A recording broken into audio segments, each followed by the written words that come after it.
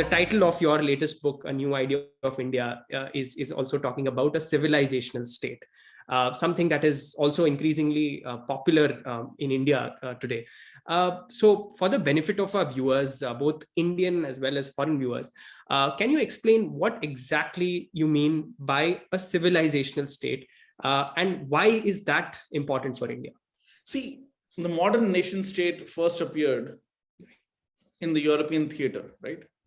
So what happened was the nation state there had certain connotations based on ethno-linguistic homogeneity.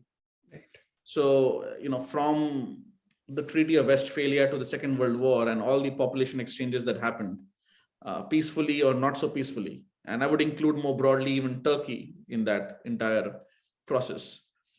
The idea was you have this kind of relatively homogeneous population which speaks one language, more or less has the same religious affiliation, although that became less important in the age of enlightenment, so to speak.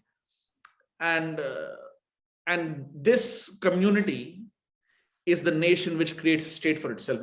It's like a soul or a body which creates a backbone. The backbone is the state. Now, in India, and then of course, they had this massive, aggressive 2 world wars. And then people were like, well, this nationalism doesn't really seem very attractive because I am a German and he's a French and we are friends. So this nationalism only led to Hitler, right? And then when people call themselves nationalists in India, which perfectly fine, and they should, and I also call myself a nationalist, I don't believe in this nationalist versus patriot false dichotomy. But what other people then hear, not that we should care too much about that, but nonetheless being aware of it, yes, is, nationalist equal to aggressive for no reason whatsoever. So what I want, I with my co-author Rajiv Mantri write in this book, A New Idea of India, the subtitle being Individual Rights in a Civilizational State, the rights being relevant to the state, right? Duties are something we do at a societal level. The idea is that, okay, there is a state, a modern state, a democratic state. What is it that is the basis of this modern state? And it's not a nation, because in a European sense, France and Romania might correspond to, I don't know, like Punjab and Telangana, right? Yes. Because in India, we had a linguistic reorganization of states in the 50s and 60s, right? So in a European sense, their nations are our states. And in fact, in some sense, the European Union is now copying the Indian Union because they are now actually trying to become a super state, which India already made itself after partition and independence with the Republic in the 1950s. So what is it that India is? India is a civilization. What is a civilization? A civilization, unless you're talking in the sense of human civilization, a civilization is the largest subset possible, a largest coherent subset possible of humanity. Right. So basically, if you're above that subset, it's all of humanity. So I would, of course, the Indian civilization, you could include parts of Nepal, Bhutan, maybe parts of what was earlier known as Indochina, right? At least parts of Sri Lanka, Myanmar. Even if you take out Islamic Bangladesh and Pakistan, clearly parts of Sri Lanka, Myanmar, Nepal, Bhutan, the Hindu Buddhist culture, you could put that, but broadly that civilization is what currently maps to the Indian nation, broadly speaking, 95% of it, 90% of it, depending on how you define it. So India is a unique country where the entire civilization, almost the entire civilization, corresponds to one state. China is clearly another one. The West is not. The West has the United States. It has the European Union, which also it's not one state, but then there's also Canada and Australia and so on and so forth. There's no longer a direction also in that sense. And of course, there are like subsets of, okay, Anglo-American countries or the Commonwealth and the US separately, the continental ones, or Protestant, Catholic, Orthodox, if you want to include Russian, a broader West. In India, it's broadly speaking one civilization in one state. And unlike China, which is not a democratic republic, it's kind of a fake people's republic. India is the only civilizational republic in the world.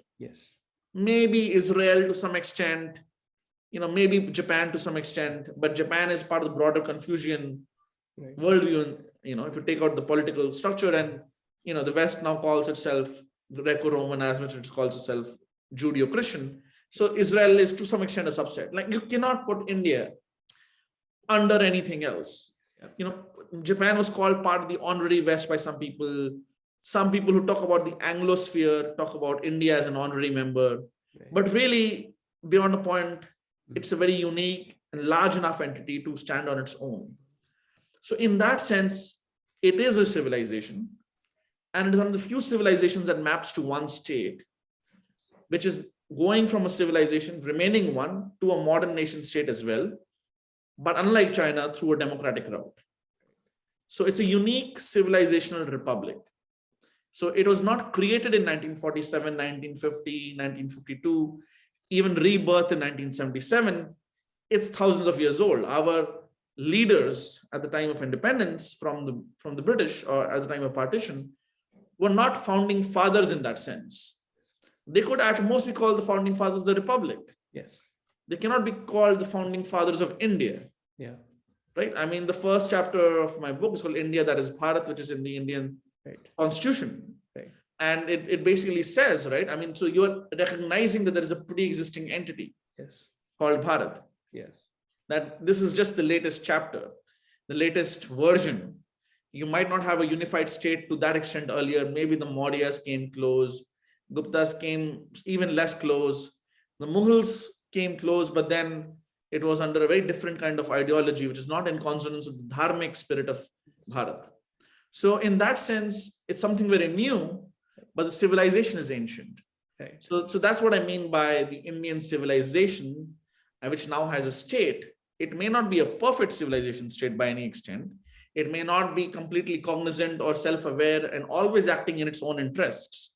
It can get better as a civilization state, but it is a civilization state because after the British left and the partition happened mostly on this kind of dharmic religions versus Abrahamic religions kind of breakup, right? I mean, the India-Pakistan border in that sense is the sharpest civilizational divide in the world because we have a very kind of pluralist polytheistic society here and you have a very sharp monotheism there. Even though ironically, culture is very similar in North India and Pakistan. So it shows that there's a difference between culture and civilization as well. Like culture is more skin deep. You could love the same food or movies, but you could still have a completely different worldview at your core. So that worldview is a civilization which has a state. And to that extent, India is a civilization state. Please remember to subscribe to us and switch on the notifications for this channel. For our other social media links, more content, and to support our work, please visit citti.net. Dhanyavad. Namaskar.